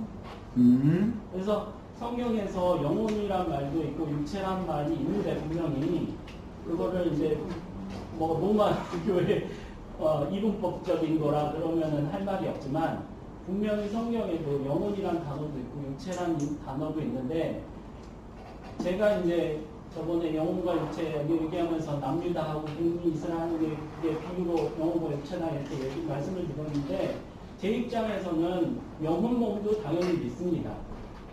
영혼 몸 당연히 믿어요. 소위 3분설이라고 그러죠. 근데 이분설적인 표현도 저는 성경에 있다고 보는 거예요. 둘 다 쓸 수 있다고 저는 생각을 하는 입장이에요. 왜냐? 영혼이라는 말도 있고 육체라는 말도 있고 그것이 또 대비적으로 사용되는 부분이 많이 있기 때문에, 다만 성경에서 육체라고 말하는 것은 거기에 몸만 있는 게 아니라, 3분설에 몸만 있는 게 아니라 혼이 몸 쪽에 붙어서, 그럼 당연히 영을조차 행하는 게 아니기 때문에 부정적인 의미로 계속 쓰였다는 거예요, 육체가. 그래서 성경에서 육체의 소욕이 이런 육체의 일이 이단과 분열함과 당지는 이게 혼적인 일이잖아요. 혼적인 일인데 육체라는 단어를 쓸 때 혼과 몸이 포함된 걸로 그 용어를 쓴다. 예. 영혼은 그때의 영혼은 영만을 말할 수도 있고 아니면 영혼 둘 다 포함될 수 있지만 주로 영혼이라는 단어는 스피릿 영을 말할 때 그 뭐 단어에 혼란이 있을지 모르겠지만 영혼을 말할 때는 영을 말하는 경우가 많다. 또 육체를 말할 때는 혼과 몸을 말하는 경우가 많다. 이렇게 저는 3분설뿐만 아니라 2분설적인 표현도 성경에 많이 보인다고 이해를 할 수 있지 않나. 네. 이건 뭐 틀린 말은 아닌데, 이제, 영혼, 몸이라고 할 때는 순수한 사람의 상태를 말하는 것이고, 그 다음에 육체라고 말할 때는 영이 기능을 잃고 하나님의 신이 사람의 영을 버리고 떠났으면 사람이 본능대로 사는 것이 이제 그 혼인데, 혼기능인데, 혼과 육이 연합됐을 때는 육신, 육체라고 그래요. 그러니까 그것은 육체 속에는 죄가 거하는 것이 특징이에요. 예. 육체 속에 선한 것이 없고 죄가 거한다. 그러니까 죄인 할 때는 육체라는 말과도 상충될 수가 있어요. 그러나 영에서 하나님의 신이 떠났다가 영으로 하나님의 성령이 다시 돌아오시면 그 사람은 육체가 아니고 그리스도의 사람, 하나님의 사람이 되는 거예요. 이제 이 그 구분이 필요해요. 영에서 하나님의 신이 떠나면 그 사람은 영은 죽은 상태일 때는 죄의 집이 되는 거예요. 죄를 갖고 하는 귀신들이 저수가 되는 거예요. 그러나 그 사람은 순수한 몸이 아니기 때문에 영문에서는 육체 사르크스라고 하는 이 용어와 소마라고 하는 용어를 엄격하게 이걸 구분을 해요. 그러니까 이런 우리 번역에는 이제 이런 것이 좀 미흡한 부분이 있는데 이것도 오늘은 이제 시간이 됐으니까 다음에 한 번 더 육체와 몸 무슨 상관이 있는가, 육체와 몸은 어떤 관계인가, 그 다음에 영과 혼과 몸, 자연인 타락했을 때는 육체, 그 다음에 영이 살아나면 영혼과 신령한 몸, 이렇게 구분을 명확하게 하시기를 바라요. 나는 이제 요약적으로 지금 말씀드렸으니까 다음에 이건 기회 있을 때 하도록 하고 오늘 시간이 많이 됐으니까 여기까지 하도록 제가 하겠습니다. 딱 이 부분만 좀. 네. 제가 금방 카페에다가 글을 하나 올려놨어요. 제가 예전에 정리한 건데, 그 보면 그 우리 번역상에는 육의 몸이라고 되어 있는 그 고린도전서 14장이 거기 다 보면 혼의 몸이에요. 그러니까 금방 말씀하신 대로 사람이 영이 죽게 되면 그 혼은 육과 연합을 이루는 거예요. 그렇지. 그러니까 짐승이라는 거는 짐승도 감정이 있죠. 새끼를 잃으면 힘을 흘리고 해요. 다 감정이 있는데 그 짐승은 영이 없기 때문에 그 짐승의 혼이 본능이 육과 연합이 되어 있기 때문에 그게 짐승인 거예요. 그래서 우리가 그 문자대로 보면 살려주는 영이 되셨다라고 하잖아요. 그죠? 고린도전서에. 그게 문자적으로 보면은 그 혼이에요. 혼. 헬라어로 보면 푸시케로 되어 있어요. 그런데 그러면 우리는 지금 산령으로 말을 하는데 산령이 되셨다라고 하는데 그러면 문자대로 보면은 산혼이라고 번역을 해야 돼요. 그래서 그 문자에 빠진 사람들은 그거 가지고 엄청 세우는 사람이 있어요. 그런데 우리가 그 처음에 창세기에 그 생기를 부어 넣었다라고 할 때 그 생기라는 게 네샤마라는 건데 그것도 어떤 사람은 이게 부식해적인 어떤 거는 혼적인 요소다, 아니다, 이 영적인 거다라고 하는데 그거를 성경의 한글에서 찾아보면 영으로 번역된 데가 더 많아요. 오히려. 그러니까 그게 최초의 사람을 넣었을 때 그게 문자로 보면 문자대로 해석을 하면 처음에 사람 지은 사람은 영의 존재가 아니고 혼의 존재처럼 이렇게 해석을 해야 돼요. 그러니까 우리가 어떤 또 이렇게 히브리어나 헬라어를 이렇게 찾아서 이렇게 말씀을 추구하다 보면 문자는 혼인데 왜 이걸 자꾸 영이라고 하냐. 창세기 2장은 생명체가 들어온 상태를 말하는 것이 아니라 그릇을 지어놓은 상태를 그렇죠. 미완성이다. 이거예요. 그렇죠. 그래서 네샤마라는 것을 이게 분마나 뭐 느하거나 이런 걸로 표시를 안 하고 네샤마라고 표현한 것도 어째 보면 더 그릇이라는 뜻이요. 의미를 주기 위해서 줬단 말이에요. 그래서 오늘 그 지금 나누는 것들에 대해서 제가 예전에 이거 어디 자료를 한번 정리하고 제가 정리 자료를 올려놨으니까 요거를 한번 참조하셔도 아 이게 혼의 사람, 우리 영의 사람 이런 말을 하잖아요. 흔히.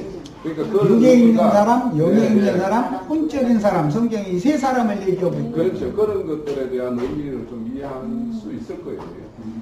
어쨌든 오늘 장단일 형제 때문에 지체들한테도